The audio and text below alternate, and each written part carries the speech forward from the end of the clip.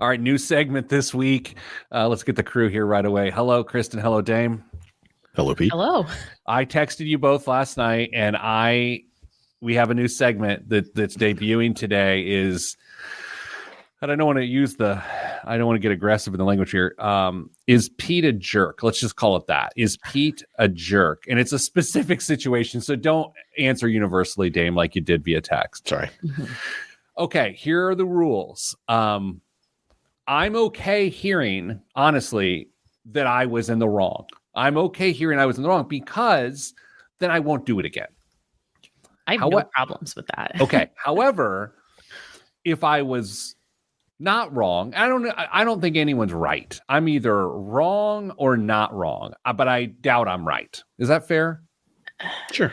Okay. I need more context. Okay, yes. so I will tell you the scenario, and you guys make judgment and ask whatever questions you need, and I will do my best to be objective here. I love this segment already. Okay. Dave, you've been waiting years for this opportunity. It's great. Okay. And do you think we should just go wrong or am I a jerk or a scale of jerk, or what do we do? Well, let's lay it out here. Okay. Some of the details don't matter, so I'll just give you whatever. Okay. I was supposed to check into a hotel this evening. Okay. It's a Friday, no one cares, the 10th, in another city. Mm-hmm. Based on my plans, I am not going to do that, but instead, Mrs. Planner is going to be checking into that same hotel room. Okay. So, for those that have stayed in a hotel room before, you note that when you check in, you give them your name, you have a reservation. Let's see your picture ID. You got to be the same person. Right. So I'm anticipating, because of other things going on, there's going to be a moment where Mrs. Planner gets to this hotel and says, I'm checking in. They say, we don't have that name. We have this name. And then it's a cluster. Yes. Right. Or it's 100%. Bad. Yes. Happens. Yes. So I'm like,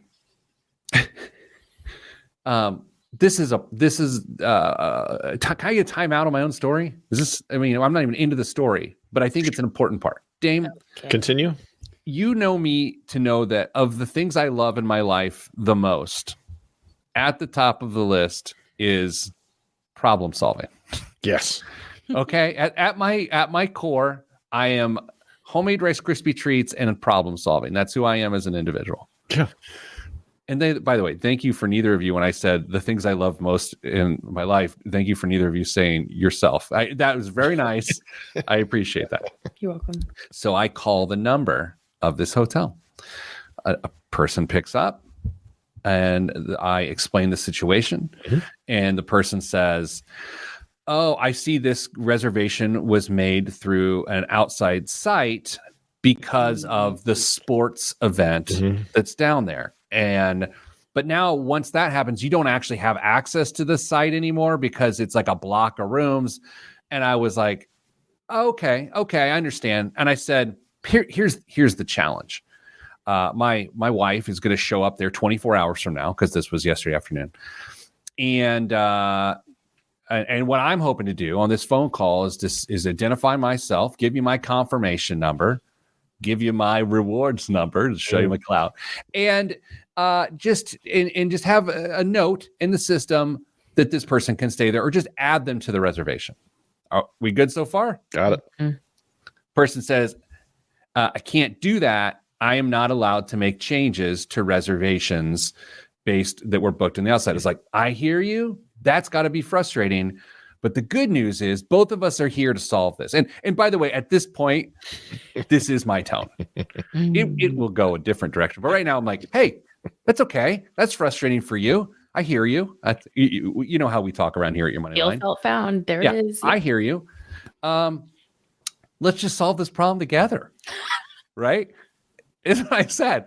And I was like, so my wife's going to show up, like maybe just a Post-it note. I was like, oh, are you on site there, or are you at a call center? And the person said, well, I am the reservationist here on site. Oh, wow. Okay. Like, okay. I was like, all right. It's like, just write down this confirmation number, my name, and my wife's name, because you can't do anything digitally about it, and just put it on the front desk. And she said, we have rules. And I was like, I love rules. I'm a big rule follower, but I'm a problem solver. And you and I both have a challenge. We both have a problem in front of us. And she was like, I can't get into the system. I was like, okay, I hear you on that. What about this? When I show up tomorrow, can you get in the system? Yes, I could get in the system then. Okay, well, can we just solve? And then I'm just like, I'm frustrated at this point. And I'm like, hey, we're not collectively using our brains here. Like we're not, like we have a problem that both of us can solve in this moment. We're empowered to do it. You said that? Yeah, I did. And so the person got upset and they're like, I'm sorry, I can't help you unless you want to talk to a manager. And so I was like, you know what? You Karen'd? Yeah. I know they asked if I wanted to talk to them. And then I was like, yeah, I'll talk to your manager. So then of course they put me on hold forever. And meanwhile, on my phone in that moment, the confirmation for the check-in for the stay pops through while I'm on hold. I'm just messing on my phone. I hit in and I change the name. Mm-hmm. And it's not from the group. It's from the hotel chain. Mm-hmm. It's not it. And I change it and just hang up and it's over. So the question in front of you, am I a jerk? And I'm willing to take whatever comes from this. Who wants to go first? Guys, please. You guys are fighting each other to say who's 0%. You are not the jerk. What? Oh, yes. No, no way, shape, or form. Let's let Kristen go first then, because I feel she's got some things. Well, if that's the policy, like this person can't do anything about what policy is. What were they supposed to do? But by the way, can I just say my goal is to not call the other person the jerk here. That is off the table. Yeah. Okay. So I am not looking for me to be right and this person to be wrong. I'm saying sometimes as humans in a business situation, we find ourselves encountering a challenge. We are empowered to solve those challenges with simple solutions. That's life. And I hate when we sort of bow out of that directive. Pause. But the first place that my brain goes to, and maybe this is because my algorithms on social media are different than the two of yours, which is this policy rooted in a potential safety concern? Is where my head goes. Is like, does this policy exist to make sure that someone doesn't gain access to a room? And I think there are situations where someone's information could be compromised. A hotel could be called and a name could be added to a room that shouldn't be added to it. So like, I get the policy. I'm not saying, I don't think that to say you were a jerk is kind of extreme. I don't think that like you were just trying to find a problem to a solution or a solution to a problem. Now. But I'm not backpedaling. I'm just saying that I get where this person was coming from. Yeah, I don't disagree with anything you said about the safety thing, because I thought that too. Dame, here's where I'm at.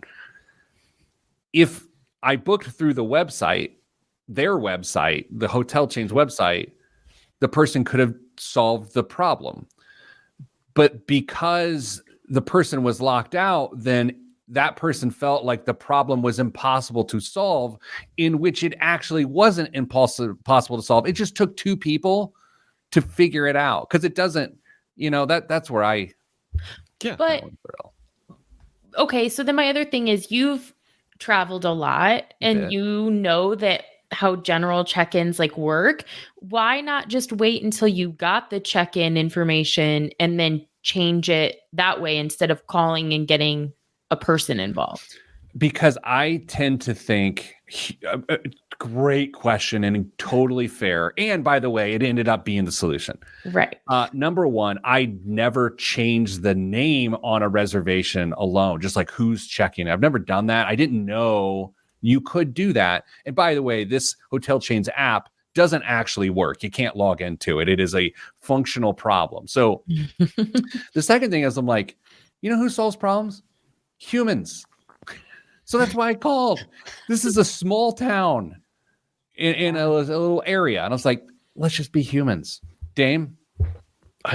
Checking into a hotel is annoying, frustrating, especially when you have family, your wife and your son arrive at a different time than you and your daughter. And if the name's not right, then they got to try and call you and confirm that, yes, you're trying to check it. It's just way too complicated. And if there was an easier way to make this process smoother, I would likely try and give that hotel chain some of my business, because just like you, Pete, my family spends a fair amount of weekends on the road.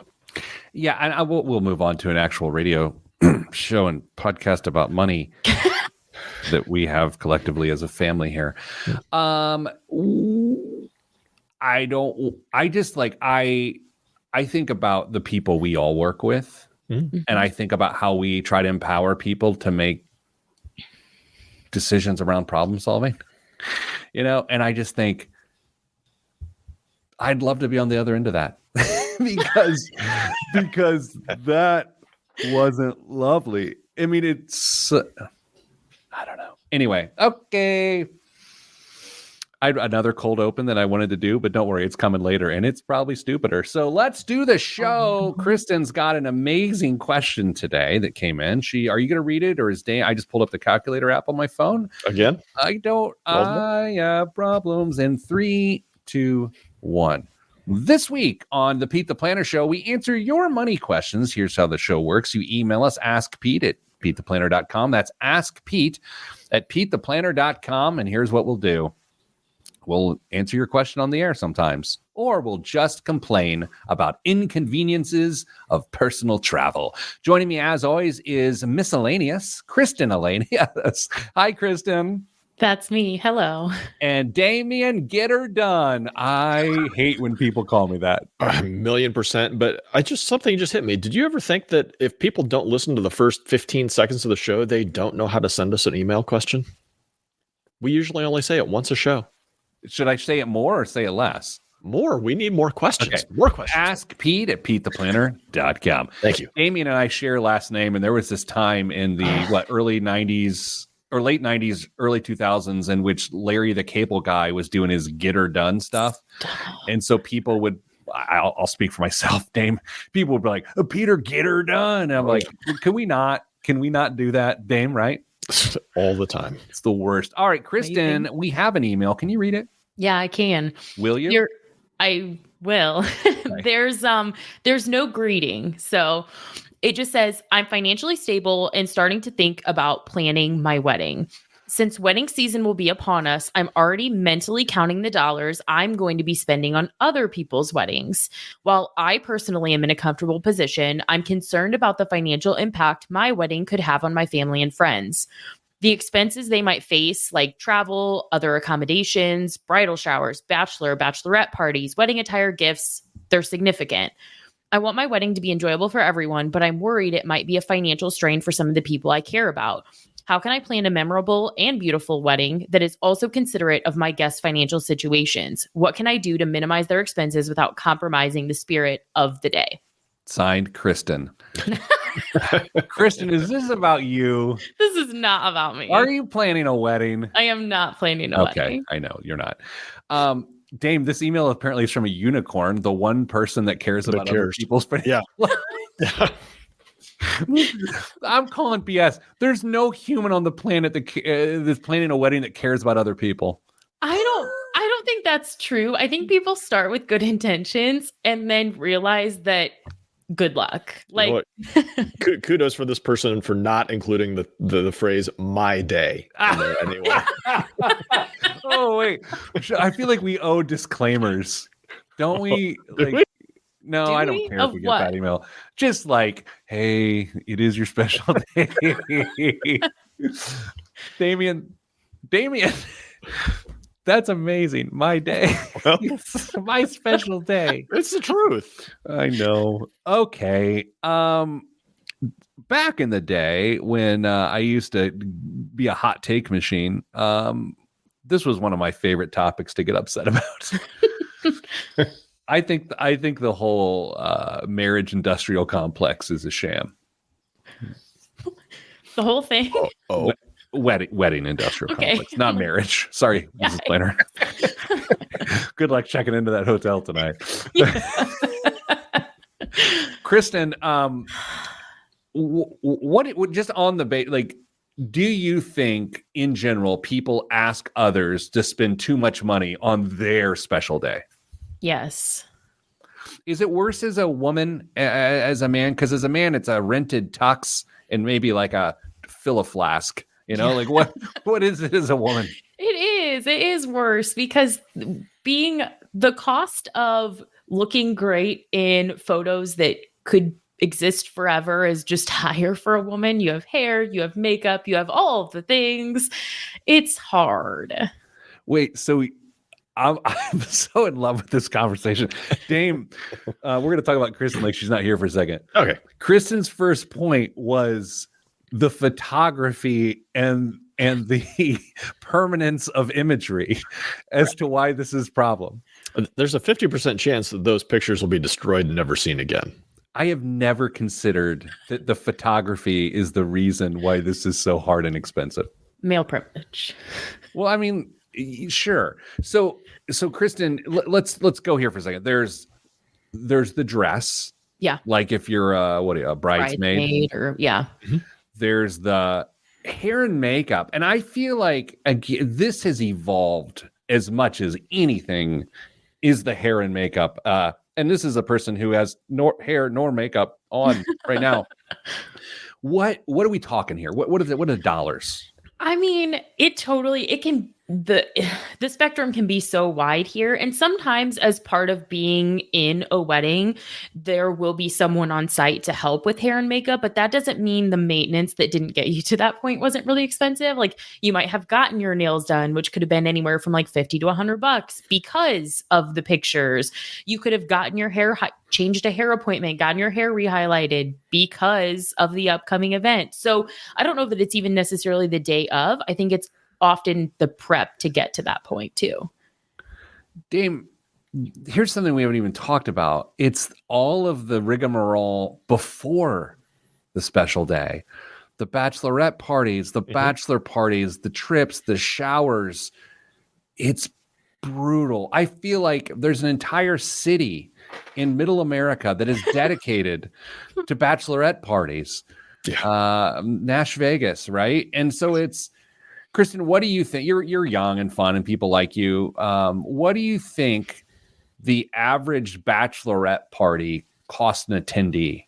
Oh my word. Ooh. That's tough. I would say 500 minimum at least. What? Because Dame, here's the thing, and it's not because I'm a creeper on Instagram. I have younger friends. I feel which part was the lie? They have like outfit nights. So there's like themes to each night of the bachelorette party. And it's not because I'm double clicking on these. It's just time out. You say each night of the bachelorette party? Correct. What? Correct. Yeah, there's themes each night and hashtags. Didn't these things used to occur like over a 6 to 8 hour period, and that was it? Oh, Damien. Yeah, and they always ended in hash browns, not hashtags. Yes, it's terrible. Mess. It's not like that anymore. Not even close. Okay, so the average young that goes to be part of a wedding, that's in the wedding party, you really are looking at least $1,000 for the bachelorette party. A young woman will go with here, $1,000. You're going to shower, right? You got to do you got to shower them with gifts. Correct. If it's a second wedding, is it a sprinkle just like it is for a second kid, or no? Kristen like that. By the way, let me just tell you about hosting a radio show with Kristen. She's a silent laugher, which does nothing. It doesn't work. So the impact of making her laugh is the same as not making her laugh, which is really good. So then we've got the shower. Kristen, what do you spend on a shower gift? You like a Subway gift card? What do you do? Like $50, $100? $50 probably. Okay. Then you got travel to the wedding if it is in fact a destination wedding. So we'll kind of set that aside. But then you got the special hair and makeup day and all of that. That's what, another few hundred. Yeah, I think being a part of someone's wedding can easily be a $1,000 yes, easily. Then there's the expectation that you give kind of a nice gift, right? Because you're part of their special day. Right. Oh, man. So We what's our didn't- point? We didn't answer the question at all. We'll do that after the break. We needed to vent. We needed to vent. Okay, so here's what we'll do after the break. This is a financial radio show. We will answer the financial question here from this person that probably doesn't exist because they're thinking of others. This is 2024, and that's an unusual thing to do. Speaking of unusual things to do, let's go to a break. Let's all calm down. And when we come back, we'll answer your financial questions. This is Peter Dunn, and let's get her done. What the hell's going on? Stop. Please don't let me forget to tell you a story off the air, which is why I just lost it. Okay, what's the topic? Will you forget? I getting remarried. Okay, great. Do you know what occurred to me this week? Hi, Caitlin. Do you know what occurred to me this week? Kristen, you might want to sit out this one for a second. Dame? Yes. And you'll understand why when I declare. Okay. You'll understand why. Do you realize how much of your life is just hair removal? Do you ever think about the amount of time and energy and effort your entire life is about hair removal? That's life. Life is about hair removal. That's it. That's all you do is a periodic hair removal. For some, it's a lot. For others, it's not. But you're always removing hair. That's what you do. It's the dumbest thing in the world. Thanks, God. It's an interesting take. I would argue that some people have to spend far fewer amounts of their life on such endeavors, but you and I are bald. Okay, so you and I are bald men by choice. I still spend a lot of time with hair removal. Yeah, absolutely. Me too. But even like the longs, like Kristen, she still does hair removal. Like she's still like removing some of those long hairs on her head. Mm-hmm. Yeah. No, Kristen, you want to jump in? Not really. Okay. I don't know, Dame. I just think like there's entire hair removal industries. It's like it might be the dumbest part of life is hair removal. So then is the hair removal industry, shouldn't they be subsidizing the hair growth industry on trying to find a fix for baldness, a cure for baldness? Well, so I think I've shared this with you years ago when I was a financial advisor. I had this one client and he was like, he had a rock yard. Like his yard, and this is not a euphemism. His front lawn was rocks, and I was like, "Huh?" And he's like, "Well, mowing the grass once you grow the grass is the dumbest thing in the world, and it actually might be the same argument as hair growth. So why would you go to hair growth places to then just cut it back off?" Yeah, I've often contemplated trying to figure out a way to let part of my yard go native or wild or whatever you want to call it, just to kind of revert back to how it normally would be, and hopefully help honeybees and other things like that. But I just keep mowing it. Dame, Kristen, sit out of this one. Dame, chin up on a man. You got the face. You got nose hairs. You got eyebrows. Ears. You've got ears. You've got a weird eyelash from time to time. And then you got the top of the head. You got the back of the neck. Hair. Yeah. It's like, what do we even have time to do? I've never read a book because of all the time I spend removing hair. Well, you listen to him because you can't read because the hair just eventually grows over your eyes, and you have to try and figure out a way to consume that material otherwise. In 3, 2, 1. Back on the Pete the Planner show, made it back to air by the hair of my chin. Kristen joins us to talk an email about weddings. What was the question about the wedding? So the person said, I'm getting married. My special day's coming. I feel bad about all the things I'm doing and making people pay for. Where was the question mark? Where was the interrogative? the actual question was, how can I plan a memorable and beautiful wedding considerate of others' financial situations? How can I minimize their expenses without compromising the experience? Rooted in the fact that this person feels they can afford it, but that they're worried that some of the people they would ask to be a part of it can't. Zoom. A Zoom wedding. I've been part of a Zoom wedding. No. Yep. I was during the pandemic. Did you weren't the officiant of that wedding over Zoom, were you? No, but I was. They did a real wedding Later. after Yeah, we right. were all sequestered, and I was the officiant of that wedding. Yes, Yeah. Kristen? I was going to say there's a comment. Someone asked in the live stream, they said that they would like to hear feedback from couples who got married during COVID who had to scale back. Like, do they feel that they missed out, or are they glad they didn't spend that money? So interesting. I would love to know. That's a great question, because at least the couple I'm talking about did the Zoom wedding, and then they did a tasteful, nice gathering after. But I don't know if the after was scaled back or not, or if it was bigger. Do you feel like weddings have come out of the pandemic bigger and badder than ever because people want to YOLO? Yes. I don't think I've been to a single wedding since the pandemic. What? Okay, so let's get controversial. Oh, no. How much should a wedding cost, Dame? Kristen, did you see her face? Yeah. So, I mean, are we talking about like just the wedding and reception, or Yeah. No more than 10 grand, 7,500 tops. It's not impossible at all. People have way too high standards on what they want to try and do. How many people are you going to feed? Where are you going to put them? Where what venue are you going to rent, and how are you going to rent 100 person? Like, size of the wedding totally matters, but you cannot have a wedding over 100 people for less than 10 grand. I don't think. Then don't have over 100 people. Yeah, 100 people don't even like me. What? Yeah, What do you mean? What? I mean, this if we're talking about trying to do something on an affordable basis, you're going to figure out, you'd run the numbers and say, all right, if I want to keep it under this amount of money, I'm probably only going to be able to have 100 people, and that's okay.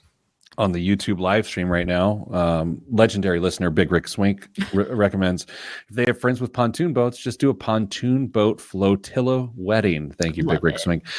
$10,000 is put out as the marker of what a wedding should cost. So, Dame, we're talking church rental, if that is the roof you want.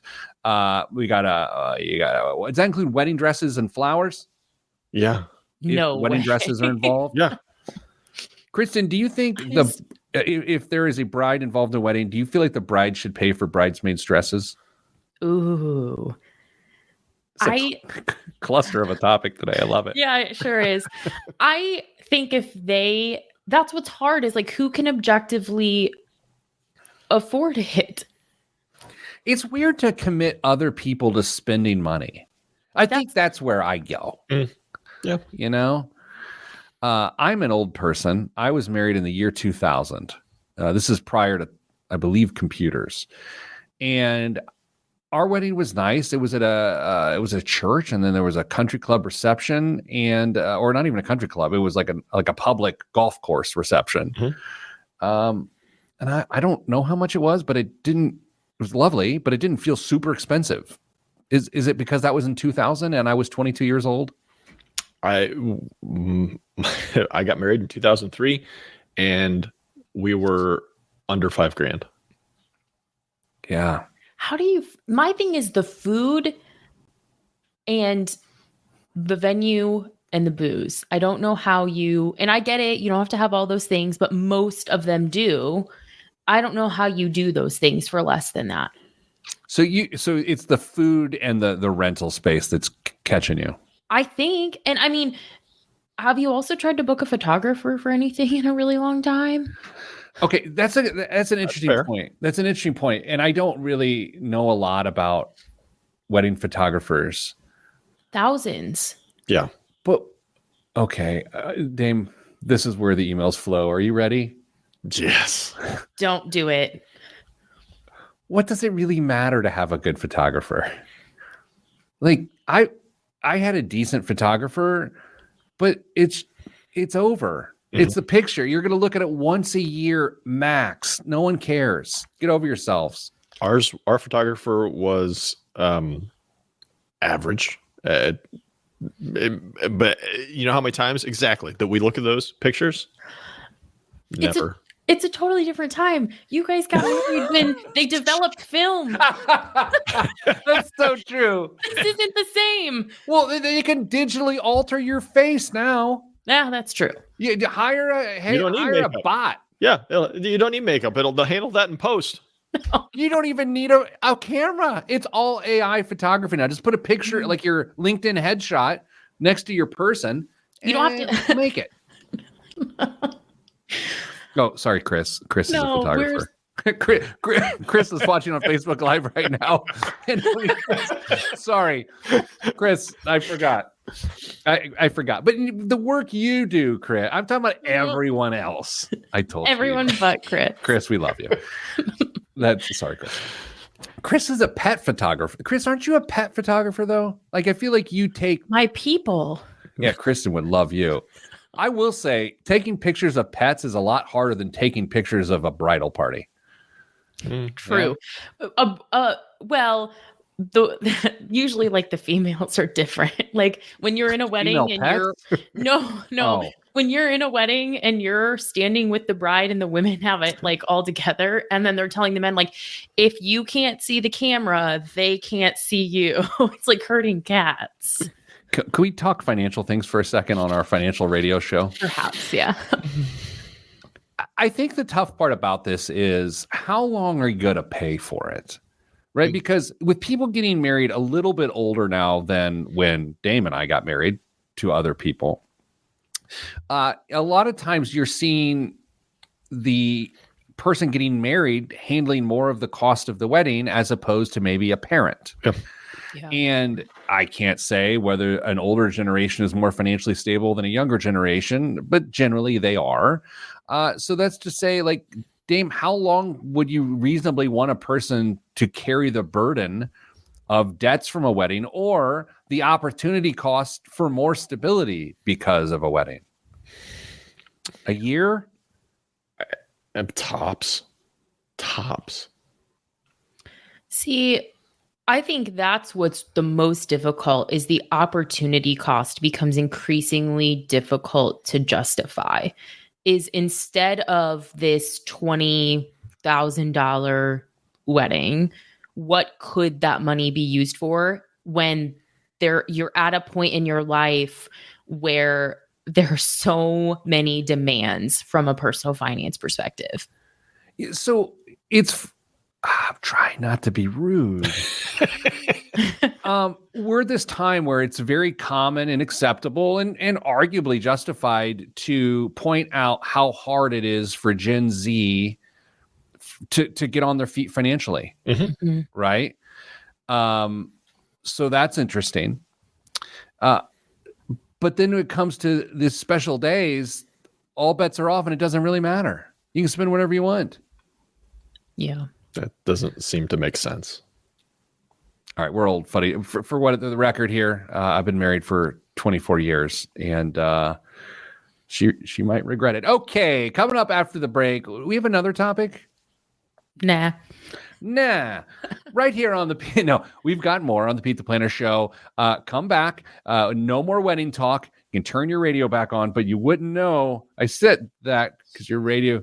All that's next on the Pete the Planner Show. I'm Pete the Planner. There's Dame's birds. Let them fly, Dame.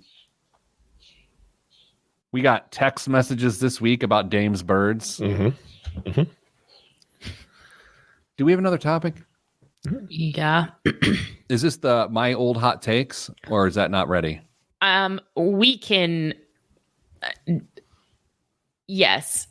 Yeah. Chris makes my point. He used to be a pet photographer, but he gave it up because it's too strenuous. See, that's actually hard. He should be paid more than. My point I was going to make is Instagram itself and its contribution to general vanity is what's made this so stupidly expensive. Because it's not just the wedding day where the pictures have to be perfect.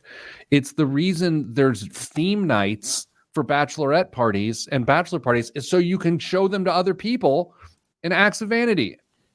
That would be an amazing study, is to compare wedding and pre-wedding activity costs to the use of social media, that individual's use of social media. And if they use Instagram and other things a lot, do they have higher costs for events like this? Somebody do it. If I can, did Rick just did kids these hashtag kids these days? Rick Swink. Look, it is so hard to find a special person. It is so hard. Why make it about anything other than that relationship? That's my take. That's my old guy take. It is so hard. Why distract it with the opulence, you know? Anyway, there's my old guy take. Now, speaking of takes, Kristen, we're coming back with the dumb things I've said over the years. I don't know that they're dumb. I've just pulled miscellaneous quotes from some old radio show episodes, and I think it'd be just interesting to hear them in 2024. Dame has access to it. I don't want to read them all. Dame has access to it too. Yeah, sure. All right. Can I have Dame just host this part then? Oh. Or do you want to host that part? No, that's fine. Dame, you go back and forth. Well, no, I didn't. I thought you were bowing out of doing that. Oh, no. Either one is fine with me. Okay. Let's go. Let's go. In 3, 2, 1. Back on the Pete the Planner show. You know, I've been doing the show for 15 years. I agree. The program director at most radio stations have poor taste. But today we are going to go back into the archives and we're going to find some things that I've said over the years that Kristen finds to be wholly objectionable. No, what's your take here on my takes? I'm curious to see, we did a segment a couple weeks ago where it was something that you had softened on over the years. I don't remember. And I think it was just interesting to see if you still agree with some of these things. Yeah. Okay. Let's have at it. Okay. So the first one is a good one. You said, quote, some of these are paraphrases and some of these are direct quotes. I hate this already. You said, quote, your grocery store trip is the opportunity to set financial standards for your life, end quote. What a weird take. And taken out of context, it's even better. All right. Okay. Can we all equally evaluate whether that's dumb or makes sense? Yeah, sure. Okay. Dame, what do you think?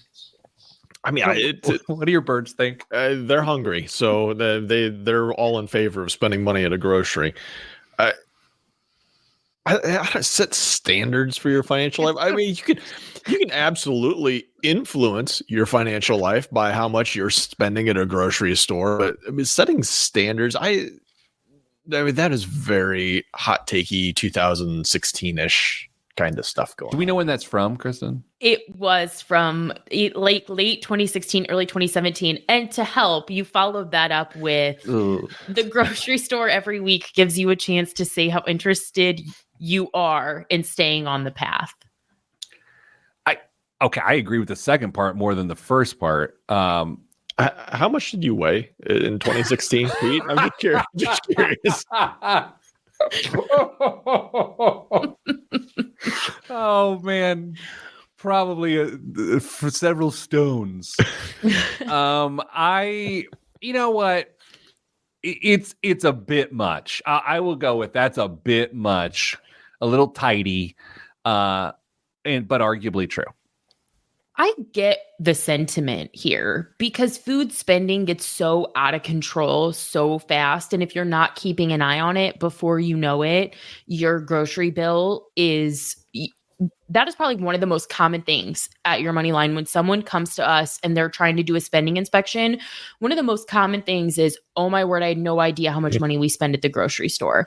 So I fully agree with the sentiment. I just think that the approach of the take was questionable. Yeah, I'm going to tell on myself a little bit. On Sunday afternoons, I will go to a very nice grocery store and I will buy a meal for that night. And it's a lot.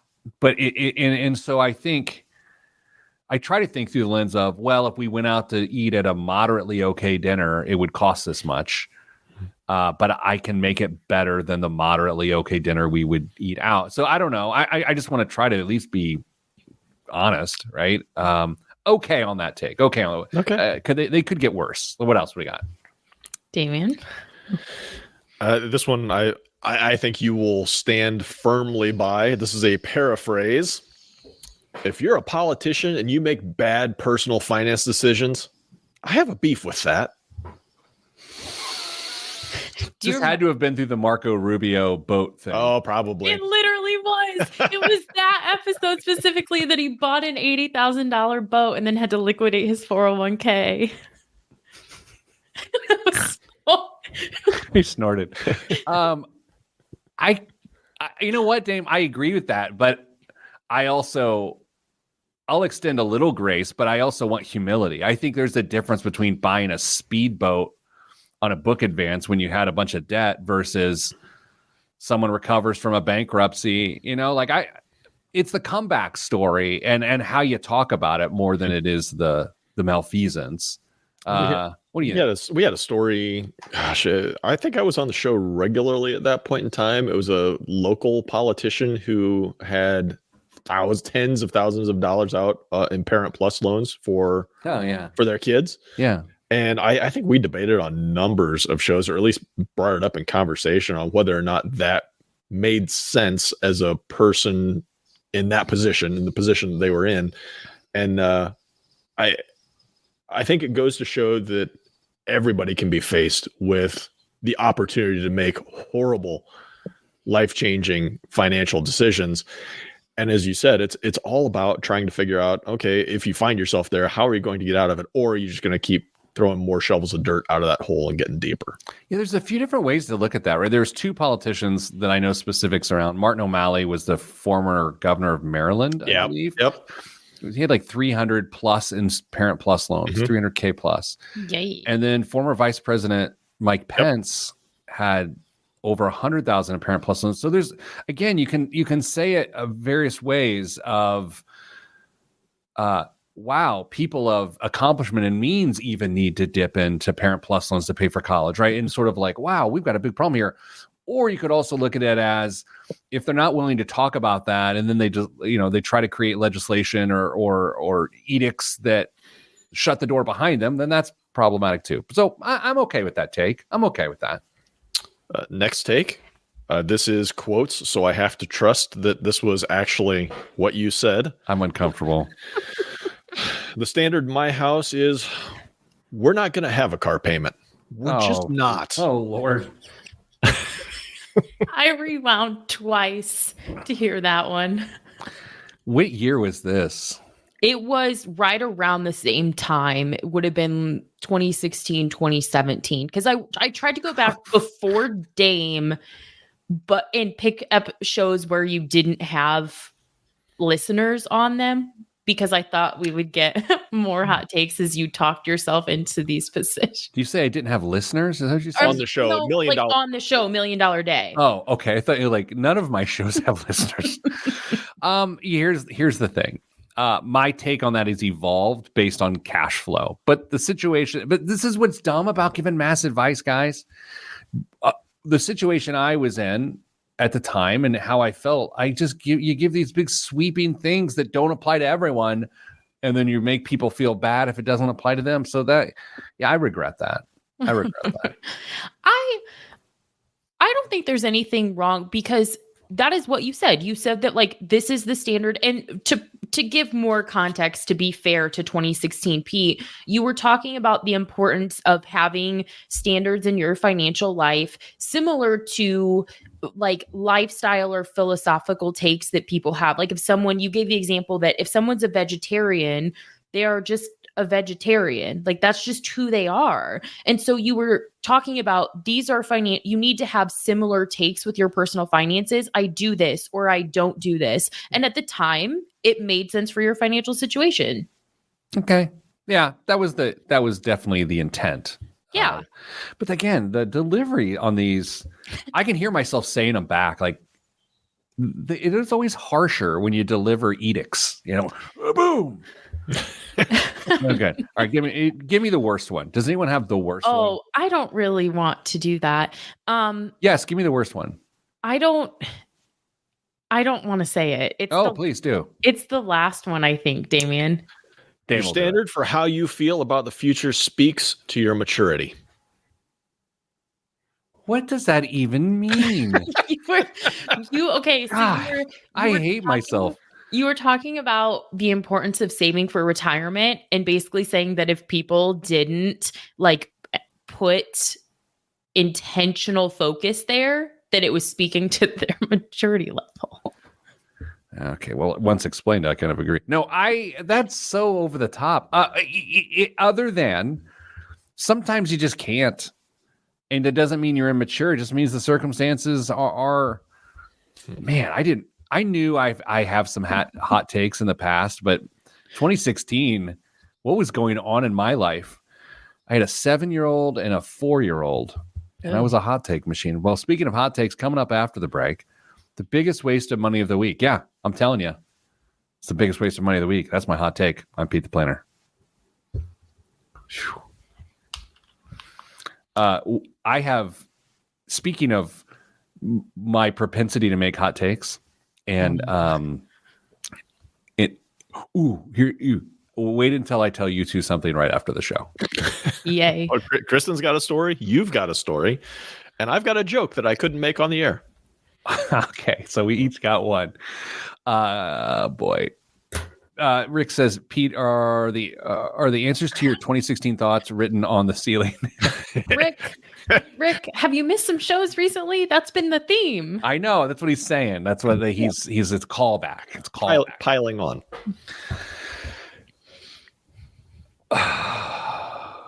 The feeling of being faced with a solvable problem and then it just getting out of your grasp because someone isn't willing to solve the problem, like writing your spouse's name on a hotel reservation, is one that will haunt me for years to come. Yeah. I can't get over it. I'm bothered by the societal idea that we are not empowered to solve problems. I hate that.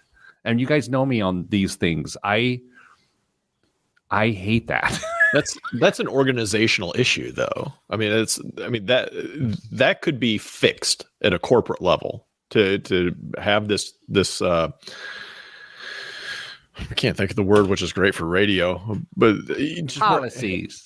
Where everybody has. That wasn't it. My word was much better than that, but it's where you just go take initiative. Fix problems. Thank you. Yeah. Let's do the show. So we can save time to talk to each other about the good stuff after the show. All right. In 3, 2, 1. This week's biggest waste of money of the week right here on the Pete the Planner show is penny pound ice. A lot of care went into creating the world's best spirits. Don't ruin the experience with frozen tap water. Penny pound ice is thoughtfully made, perfectly clear ice worthy of your favorite spirit or cocktail. The company uses machines to constantly agitate the water as it freezes over the course of 3 to 5 days, a process that pushes all the impurities to the top. That section is then removed, leaving a 300-pound block of clear ice that's then cut down by hand. That seems sanitary. And in the case of the spheres, pressed or drilled pressed to create the final form. They offer everything from pebble ice and diamond-shaped chunks to cubes and spheres containing edible flowers, herbs, and even golf leaves. Oh, I think it's supposed to say gold leaves. With a way to go website. With a client list that includes some of the best bars in the area, their products are made for the discerning drinker and available delivery across Southern California. So, okay, how much does penny pound ice cost? I'm going to choose a shape, and then I will let you go here. A bag of 8 diamonds. Do you want to try to price that, or do you want to go with a bag of 10 spears? What do you want? A bag of 10 spears. Okay. A bag of 10 units, spears, how much? Me or Damien? Why, you. We always go with you first. Well, not always. Bag of 10.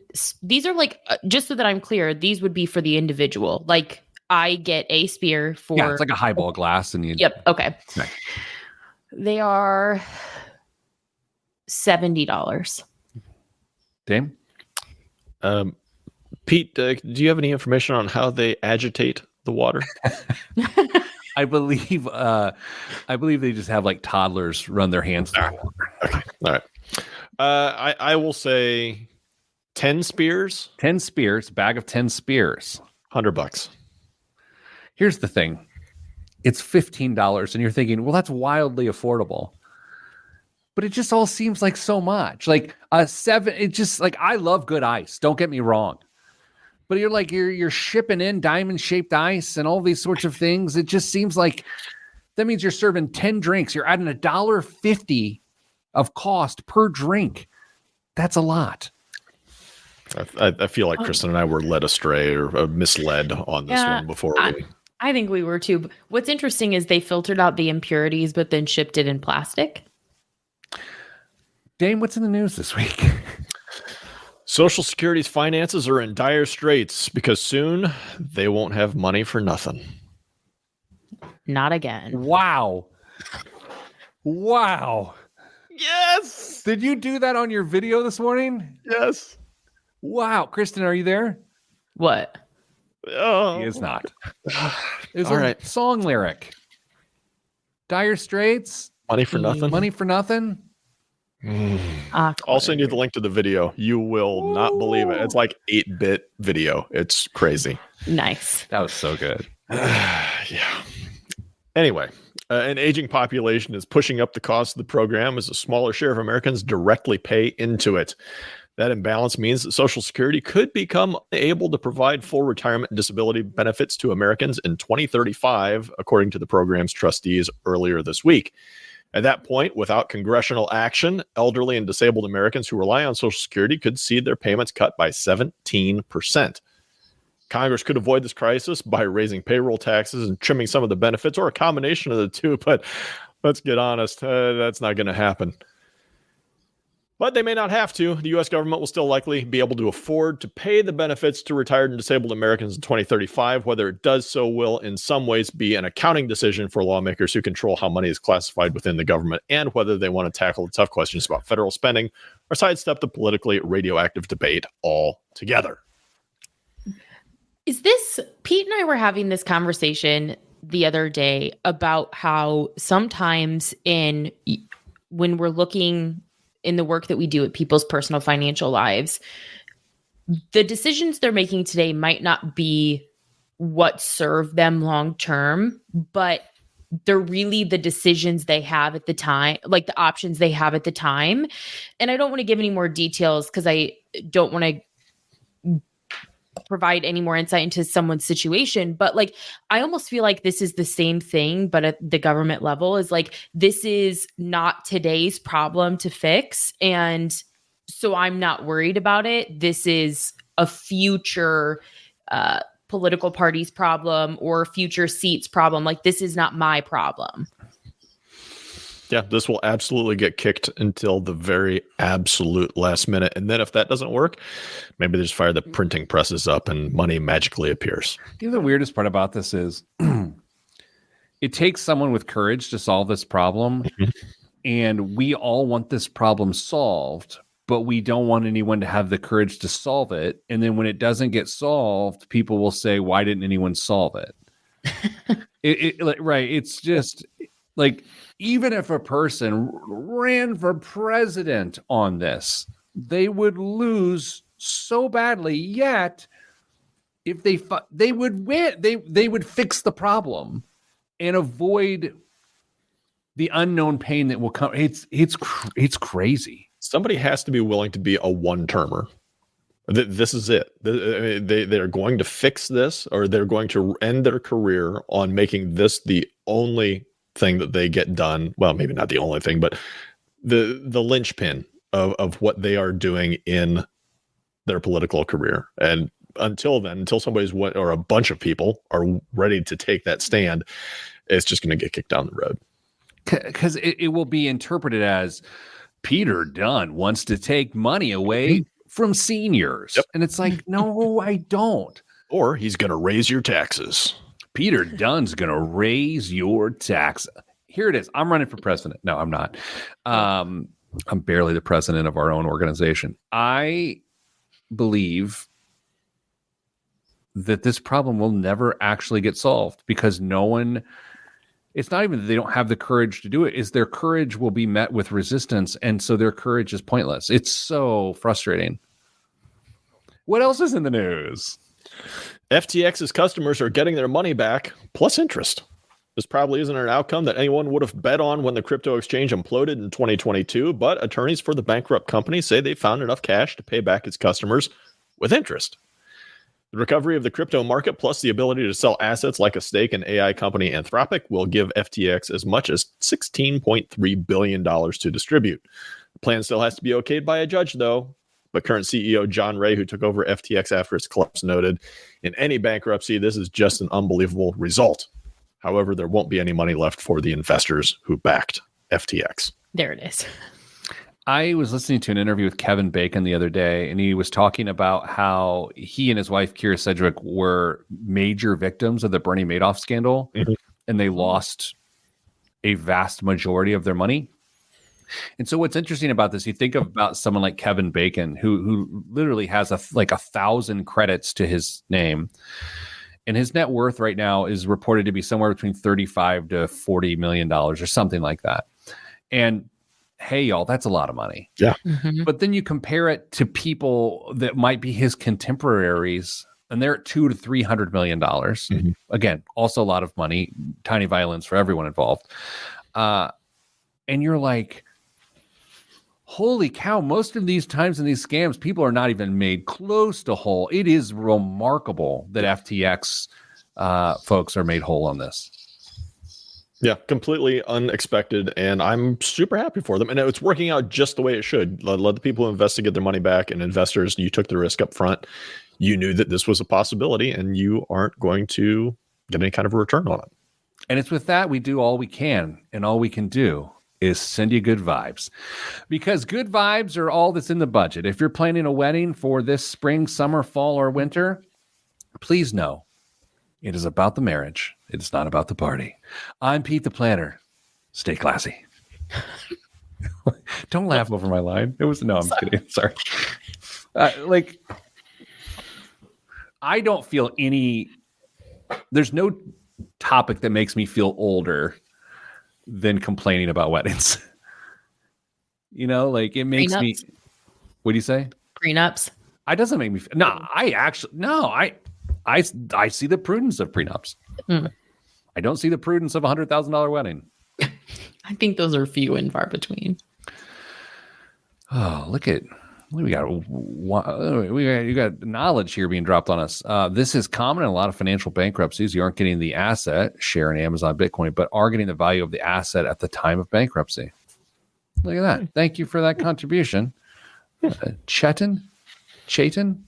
Sorry, I mispronounced your name. Probably dead. Okay, everybody. Well, now did it not feel like I talked for 11 minutes to start the show, and we're still 2 minutes under an hour. How? I wasn't yapping. Okay. Well, everybody, this has been lovely. Stay getting money.